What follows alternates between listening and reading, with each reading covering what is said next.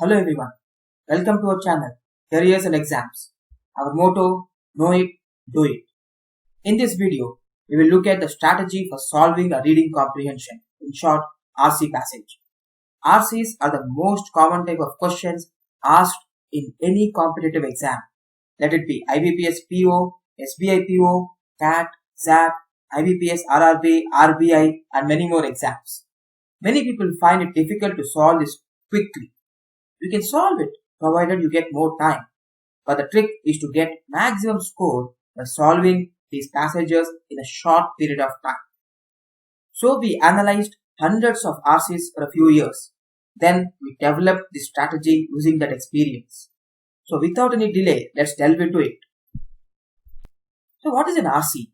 It is based on a passage or an article written by some author. The topic can be anything under the sun. Basically, we can divide the type of questions into two types, direct questions and indirect questions.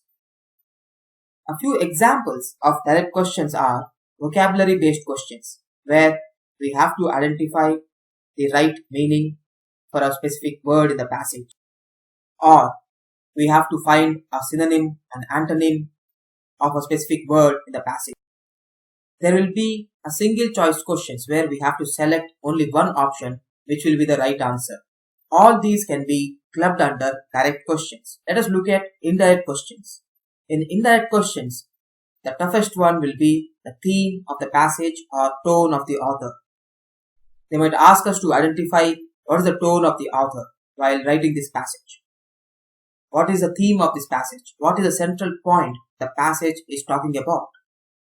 We have inference based questions where we have to infer, we have to derive the answer for a specific statement mentioned in the passage. For this, we have to understand the context of the entire paragraph or the passage where those lines are written. I have placed which of the following is true or incorrect or false or correct kind of questions under indirect because these take time. There will be 4 or 5 options which we have to validate each of them. All these 4 or 5 statements would have been taken directly from the passage, but there will be a minute change in a word or a phrase. So we have to be very careful while reading this option in the passage. We have to check each and every word and then validate if this is true or not. Now, let us look at the strategy. Do we need to read the entire passage? No, we don't have to. First, look at the questions. We have to look at the questions first. We have to mark each question as a direct question or an indirect question. For a direct question, identify the clues or the key phrases, key words mentioned in the question. Then search for those key words in the passage. Spend 1 minute max per question. This should be a thumb rule. 1 minute includes identifying the answer as well. You have to find the answer within this 1 minute. Else, move on to the next question. Don't spend more than a minute per question. Select a direct question and quickly read the options. We have to practice this. You have to practice with many RCs. The first step is to look at the questions, identify the direct questions, read its options. All this needs to be done within a few seconds. Then search for the lines related to this question in the passage, where you can find the answer to this direct question. If you have already spent 5 minutes on a passage, leave the unattempted questions. Come back later. Friends, you have to follow this strategy. You have to practice this strategy with a lot of RCs, lot of reading comprehension passages. The steps in this strategy should be ingrained in your mind. It should be on your fingertips. Only if you practice a lot of RCs, you will be able to follow this procedure flawlessly. Trust me, if you follow this strategy, you will be very successful in solving any RC passage. Now, the most important question. When should I attempt an RC passage? Based on our experience, solving an RC passage should happen during the middle of the paper because you will take some time for warm up. So if you start with the RC, you will spend too much of time. Or even if you stick to our 5 minutes or 6 minutes per passage rule, you might not be able to answer maximum number of questions because you're still warming up. It is the beginning of the exam. By solving other questions before you move on to RC, you will get into the flow, into the rhythm.